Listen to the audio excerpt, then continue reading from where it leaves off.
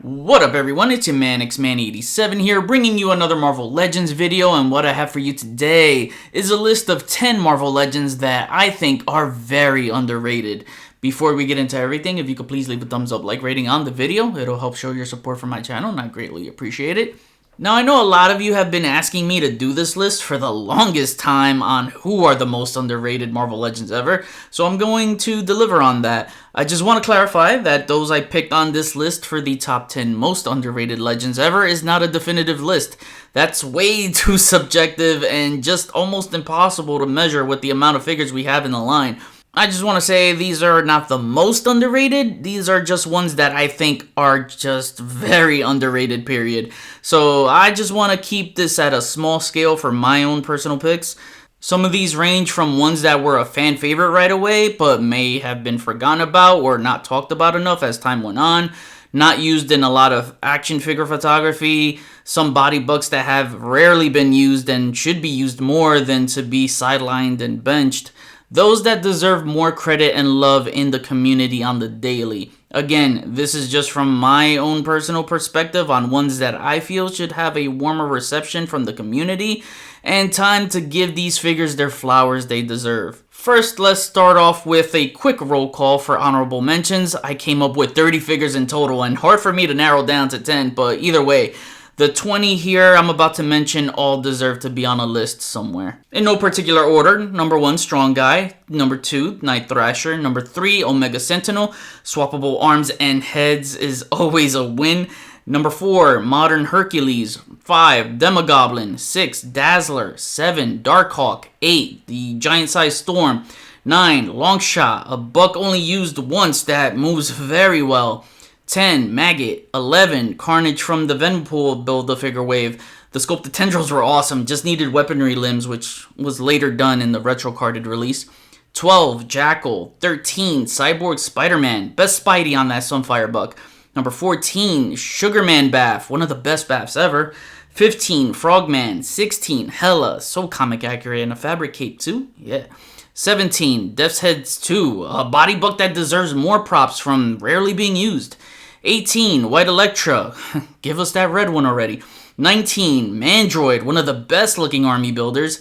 And lastly, 20, Boar, because he looks amazing alongside the Asgardians. He also looked great with Mythic Legions when I was collecting them, and Vikings just kick ass. Now with that said, on to my list of 10 Marvel Legends that I think are very underrated. Alright, number 10, I got the Absorbing Man Bath, and I think this is a well put together bath. He's mainly on the Terrax body base, at least the upper body. They just gave him new legs, and it's a good fit for Absorbing Man in my opinion. So Terrax upper body with different legs to go with it works. If you could get past the ball hip joints, which I know they look terrible, it's still a dope looking figure. Another thing that's so dope about it is, you guys know I'm big on baths that have accessories, but this guy doesn't just have alternate hands. We're not talking about just a bath with alternate hands. No, we're talking about alternate swappable arms, heads, and he also has his Wrecking Crew. Well, this belonged to the Thunderball from the Wrecking Crew. You know, his chain ball is dope, but the one he came with was not painted. So the Wrecking Crew one here that came with Thunderball is painted, and it just goes well with this arm because it looks like, well, he's just absorbing the Wrecking Ball here. And so he does have a Groot arm. It's like a wooden arm. I lost it. I don't have it here, but he has on this side a plain arm that's powered down, and also a powered up arm that's in stone, and that looks so good. And not only that, he has a matching head to go with that. So you could just power him up even more, and look at that, bro. That's a sick looking display right there, because it looks like this side of the body is just turning full stone, and I love it. So yeah, very dope figure. I think this is Hasbro's second Absorbing Man figure. Their first one was the Fin Fang Foom Build-A-Figure wave, I believe, and that one came with a much tinier Wrecking Ball. Like, it was very tiny and very thin at the chains. It was very pliable too. what I would like to see in their next Absorbing Man figure is making a chain that has a bendable wire. Kind of like what Mezco Toys did with their Superman chain effects. It was very cool making a bendable wire chain, so that would be dope. This just swivels. But one important thing, now that I'm talking about like a new Absorbing Man figure, and not everyone may have caught this back at San Diego Comic-Con, but Hasbro Pulse did like a special stream that had the Marvel Legends team on it, and they were unwrapping trading cards. And I believe when they were doing that, Absorbing Man came up, and Dwight mentioned about doing another Absorbing Man, but in the orange pants. So he expressed great interest in doing so, and you know, when you have a designer that says they're interested in doing this, most of the time it's gonna happen. So I just sold off my extra Absorbing Man. I'll wait for an updated one. But yeah, updated one is needed so that we don't have the ball jointed hips. We get newly designed legs for him, and I'm sure they'll give us a new upper body too. That would be great. I'd love to see a Hulk absorbed arm. Like, can you imagine a massive Hulk arm? That would be awesome. So I do think we are getting a new Absorbing Man down the line in maybe the next year or two. I don't want to pass that off as confirmation or anything. I'm just saying keep your eyes peeled for a new Absorbing Man. Anyway, nothing hits my geek spot harder than when a figure can showcase multiple power sets of a character's ability, and that's what this figure delivers on. Number 9, I have Blink, and Blink is so beautiful, bro. Like, this is such a nice looking figure. And she has her Blink portal, which is so nice. And this is a one-time effect only. Like, it's unique to her. And it's never been reused. It's such a nice effect, man. In 2019, Hasbro was killing it with Marvel Legends, doing things like this. And look at the Blink shards, too. They're so nice. She has a very good range at the elbows, despite being single jointed. I mean, look at that range. So she could touch her chin. She was a very, and still is, to me, one of the most beautiful female Marvel Legends figures that we have in the line. And when I say beautiful, don't underestimate this character's beauty. I love her face paint. I mean, the face paint is just great. She has her elf-shaped ears. I even like the way the hair is shaped. Just AOA goodness right here. You get some additional layers too, like her studded collar and the studded belt that the skirt piece is attached to. You get a dynamic pose on the sculpt right there too. Overall, it just looks absolutely stunning. I know it's a simple figure, but she still has that stunningly comic book beauty, and I love it. I would love to see her updated with the new double diaphragm joints, butterfly joints, double jointed pinless elbows and knees, because this character deserves it. But overall, she's still one of my favorite figures to look at in my AOA display. Going from one AOA character to the next, at number 8, I have the AOA Colossus Bath, and this is one of my favorite baths. There's just something about Ninja Colossus that looks so badass. And he has alternate hands, alternate open hands for accessories, but he has more play value than that, because if you have the AOA Shadow Cat, you can mount her on his back like in the comics, and it just looks so badass together on display like this. And damn, this was a beautifully sculpted figure. I mean, it's all new sculpt from scratch. The only thing I wished for that he had other than alternate hands was maybe an alternate head that had a neutral face, but they killed it with the sculpt here, like all the metal parts and all that.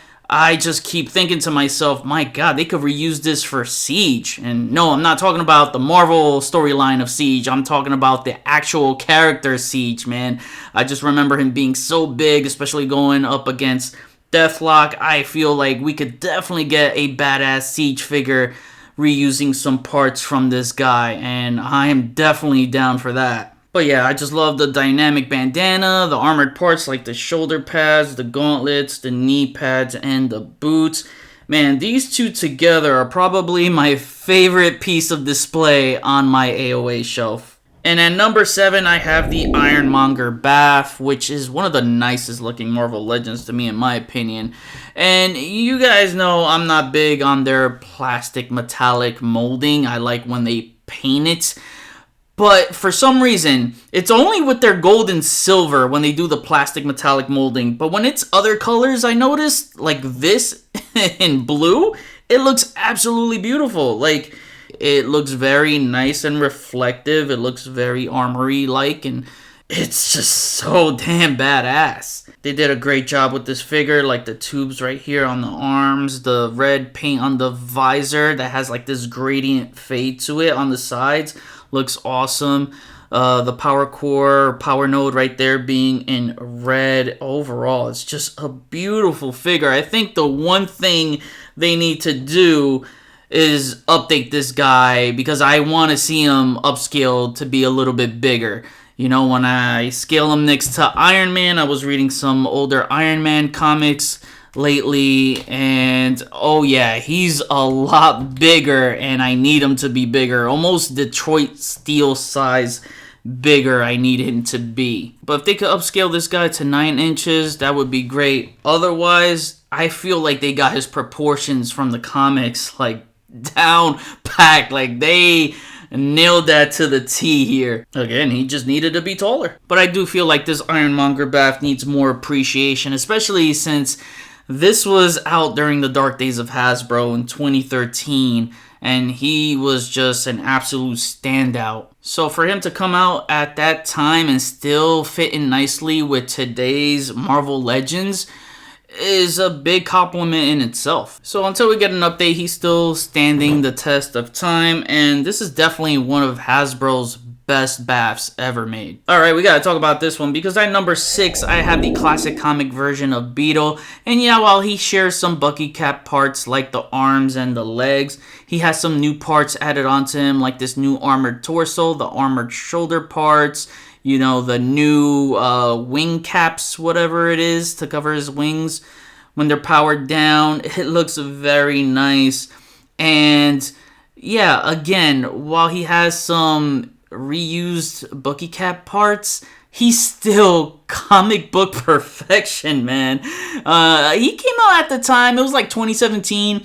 Bucky Cap came out, 2012? So it was 5 years into the Bucky Cap era. So the 5-year mark was the time where people were starting to feel that Bucky Cap fatigue. However, no one can deny how great this classic comic Beetle came out to be. I mean, the plastic metallic molding gave it a nice reflective look. It just makes his armor stands out more. You know, the metallic gold paint right there for the eyes.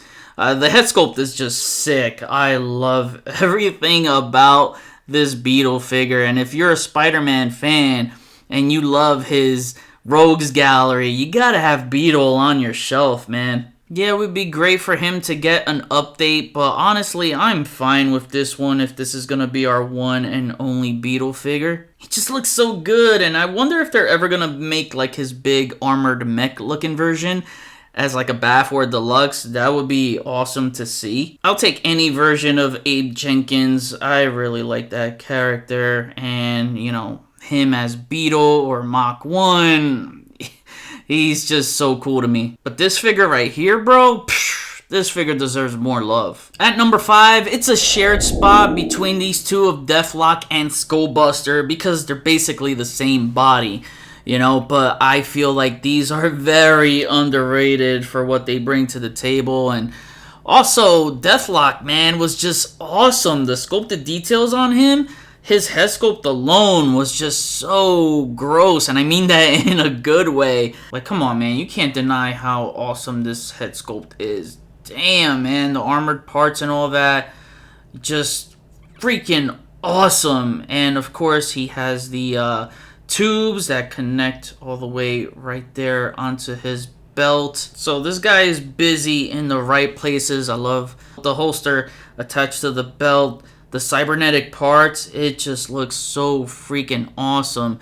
And also he had an X-Force version too, with the minigun and the ammo chain. I believe that one came with this as well. I don't remember, but it just looks so freaking awesome. And knowing that we're getting more X-Force goodness in the following year, just gonna make this figure look overall better. He was resculpted to get the X-Force logo on the chest, so this one has the American flag. But damn, man, this is just so dope. I just wish he had a proper hand to hold the minigun. It's not properly cupping underneath it.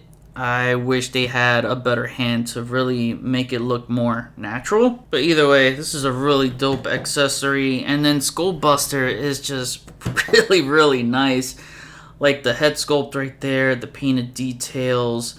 I love the vest, the ammo, the ammo bandolier right there. He still has that same handgun. Yeah, I just wish he had a little more paint going on here at the boots. He did have an alternate head, the Reese head, which is better suited for the G.I. Joe Classified Series Gung Ho. That's more his look, but it was nice to at least get 2 Reavers out of it if you bought 2. And with the Bonebreaker Bath, he had 2 pegs on his tank, so you could just plug in Skullbuster's feet onto it. This just looks so cool. Them together just looking like they're gonna roll up on someone and just blow them up.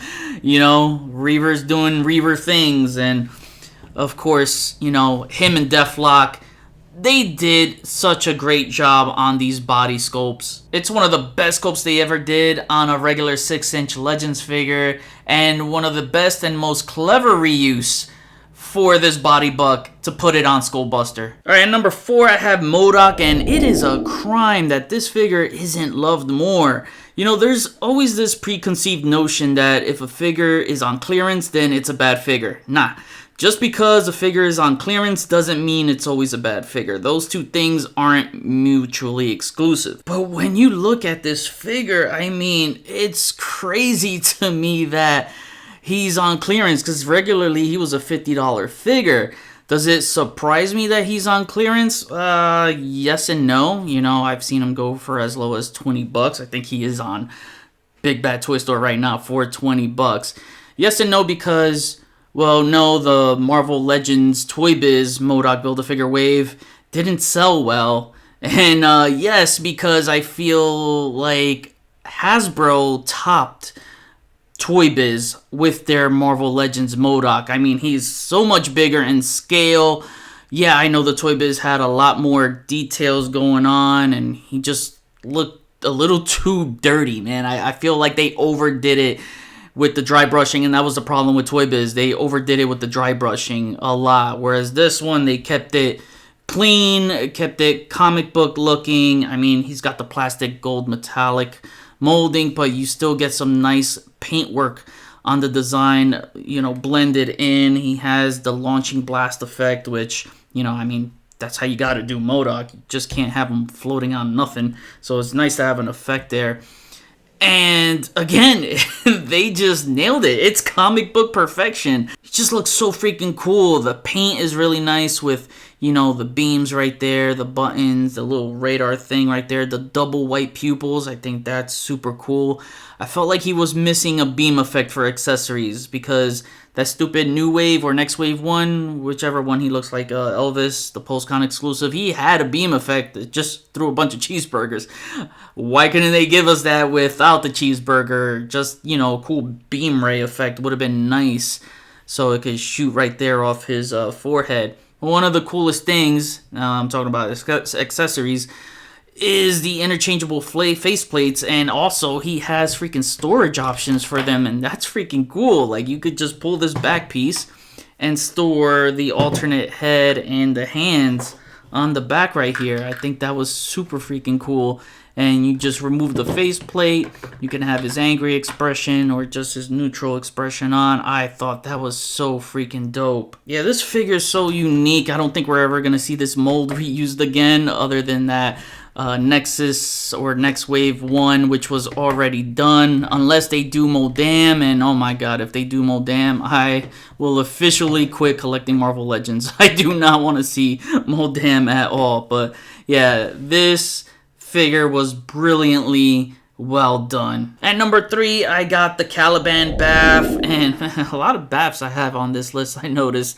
But you guys know I'm very high on this body buck. I think it's their best brute style body in the line, and it was just perfect. This buck was introduced back in 2019, and it is just a shame that it was benched for almost 3 years. It wouldn't reappear until the Puff Adder Bath showed up back in 2023, and then later the classic comic Drax. Then this year we just got it again with Scar, the Scar Deluxe, and that had some added parts to it and a new upper torso. It again, it's just a crime because I think this is their best brute body, and it just pissed me off that their best body buck was sidelined for like ever, man. And while this buck was great candidates for the ones I just mentioned, like Puff Adder, the classic comic Drax, and Scar, we still haven't seen it on the right characters. Not to take away from the ones I just mentioned, those are the right characters to put, on this buck.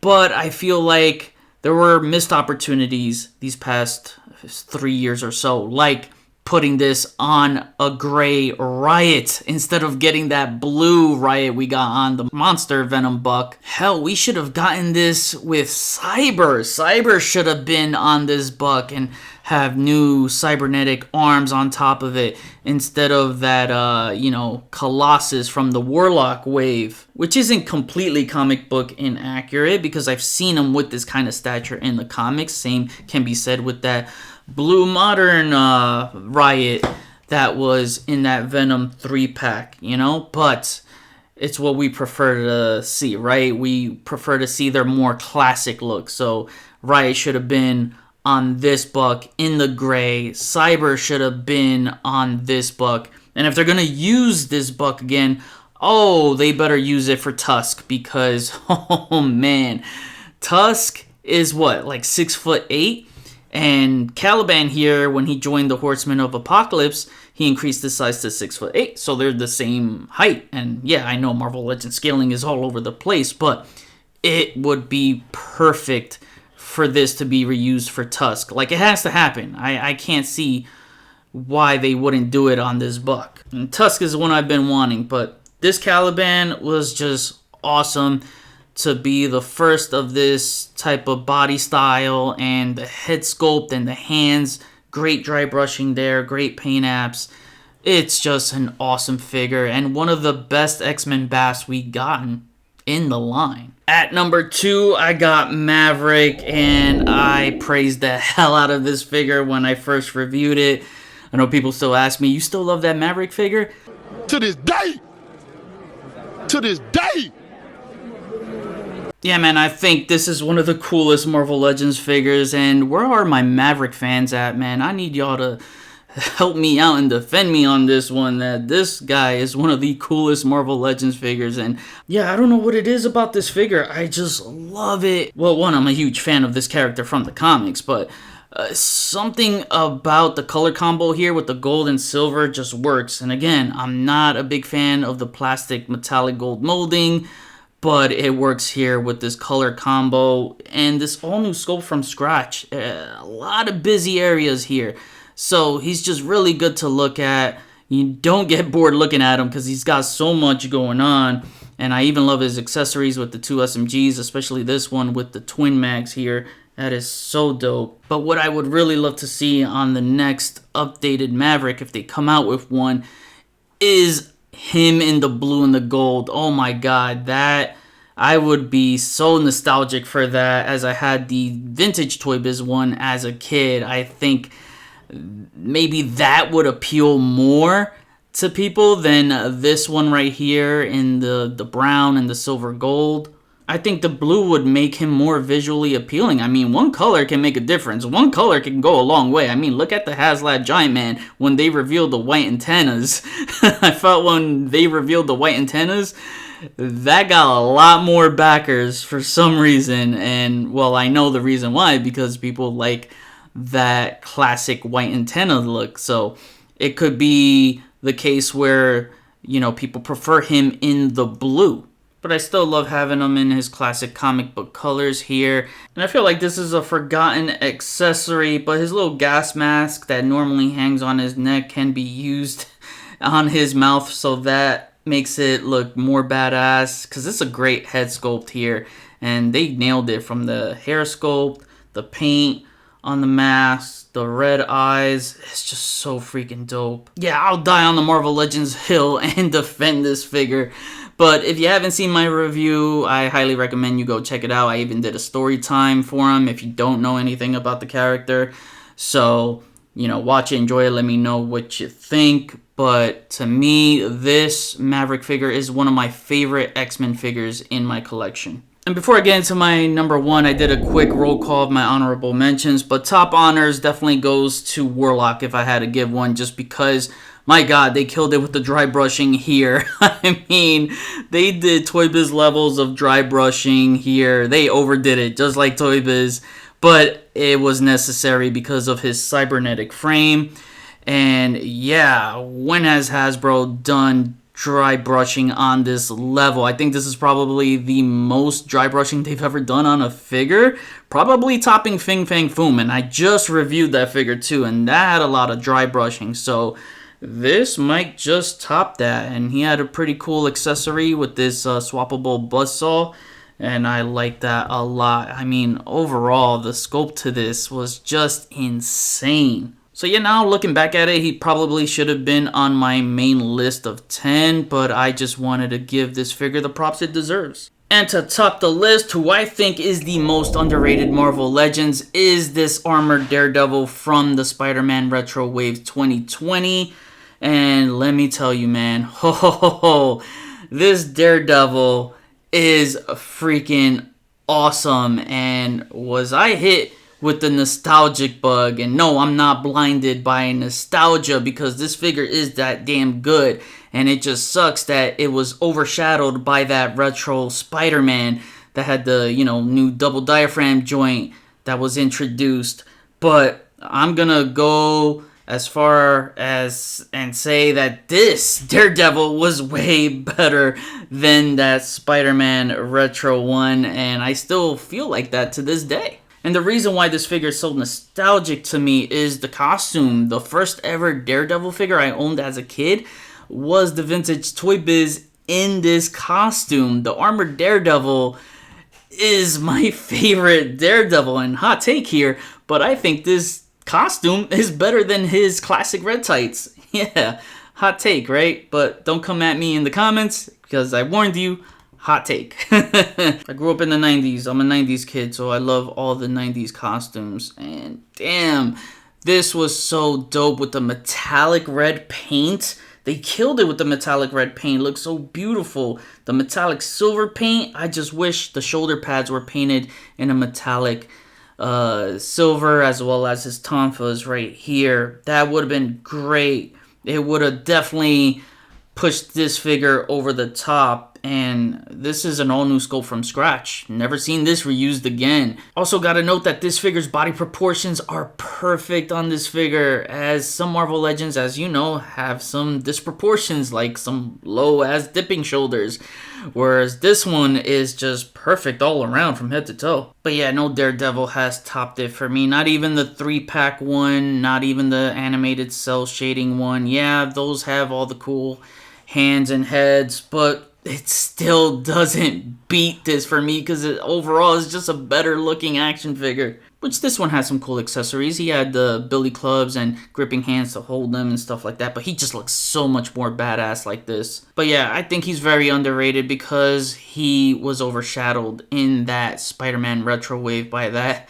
retro superposable Spidey. And if he was not a part of that wave, if he came out in a different wave that year, this definitely would have been more of a standout. But hands down, this is my favorite Daredevil in my collection, and this figure deserves all the flowers in the world. Now I kick it back to you. What did you think of my list? I know these are all comic figures, and I should have stated that in the beginning, but if there are some movie figures you'd like to name, please feel free to jot them down. So, which ones do you agree with, and what Marvel Legends figures do you think are very underrated? Comment below, let me know, we'll chat about it. Thanks for watching another Marvel Legends video. Please follow me on Instagram if you haven't already at xmanny87. Hit the notification bell so you always know when my latest videos are up. Share and subscribe if you're new. See you on the next video. Peace, peace.